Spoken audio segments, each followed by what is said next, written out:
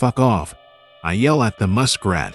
I hurl a river rock and it strikes the metal I-beam of the trestle. The deep bone muffled by rust and ancient algae.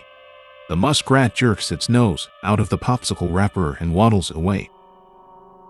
Cheyenne breaks the surface of the nearby eddy, hair plastered to her lumpy head, and points at the trestle, level with the treetops. Not much left to worry about.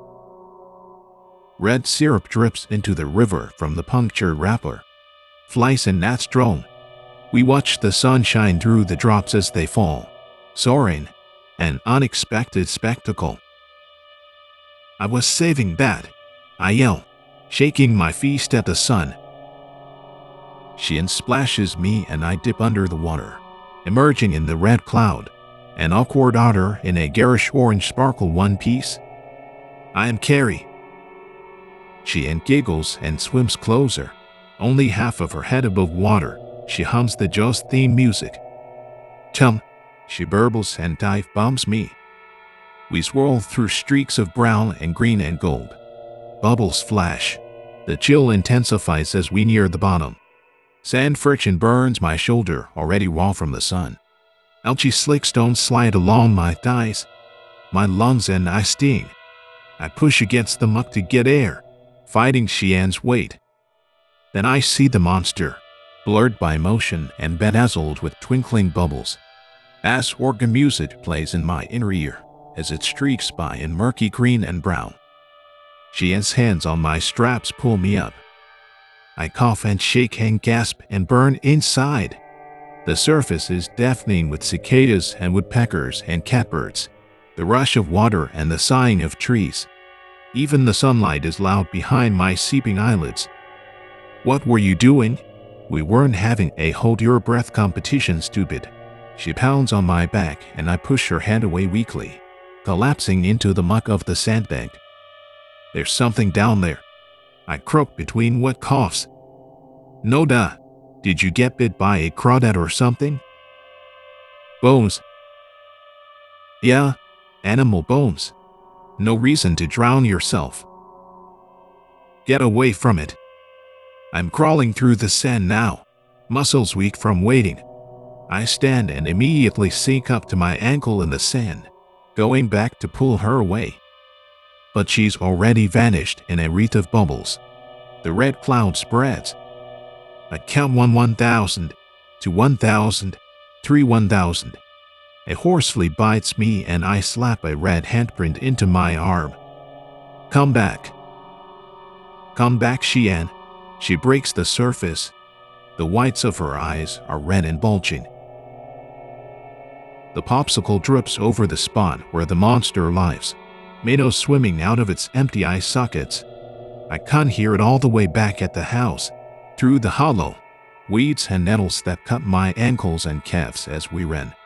It's in my head, while I rub calamine lotion into my ounce and poison ivy glistening like tree sap. It's been all night and half the morning and we haven't talked about it. We're stuck inside with Jim while it rains. The river is high and flooding for sure. Will it wash away the monster? No, something has been weighing it down. Long enough for the water to hollow it out. After a lunch of canned soup and fried peanut butter and jelly sandwiches, Jim puts his slicker and waders on to get cigarettes from the bait shop. We don't have a phone in the house, but we have to report the monster, the bones. So we cut holes into garbage bags, slip them over our heads, and steal a few quarters from the change jar.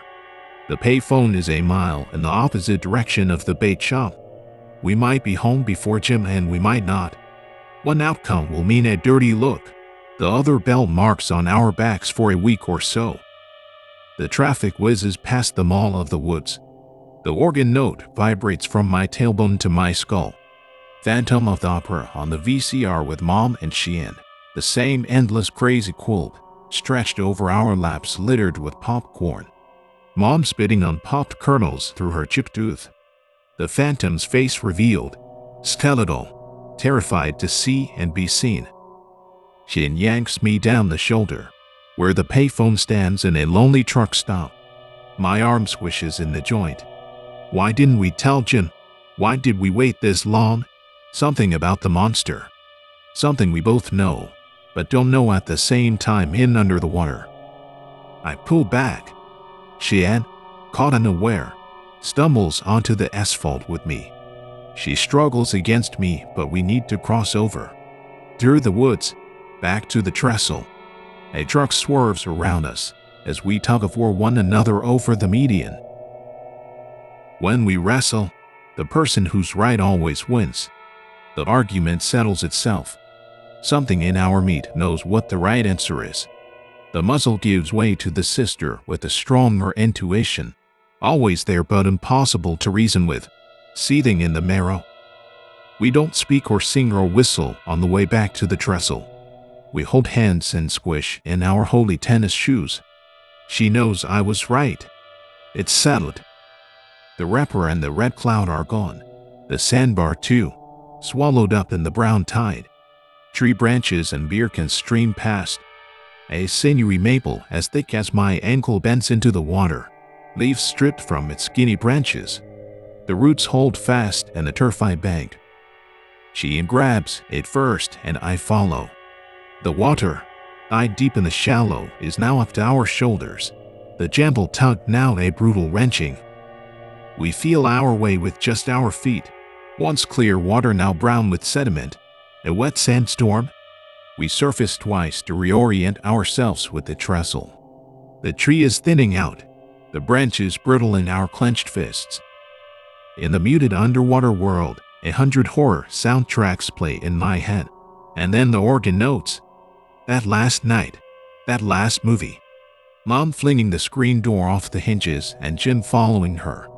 Em, coming back late, telling us she'd left us again. Like it happened all the time. But it was just once. And she came back the next day. She came back. She was going to come back. My foot grazes something round and smooth. It has to be a boulder. It's so big. Strange bumps on the side. I tap it again with my toe. Even underwater, it feels hollow. The length of our makeshift rope gives out. I let go for a moment. Clasping Xian's hand, I reach with the other. And slip. We barrel roll through the murk, me and the hollow boulder. My lungs burn, clawing at me from the inside. The organ music crescendos. The vibrating in my spine is real. The gulm of my bones against the trestle's I-beam. We cradle in the hollow, there the tide eddying around us. My bones in its bones. Not its bones. Her bones. I cut my thumb on the chipped tooth and hug her to my chest. Somewhere far away my sister screams.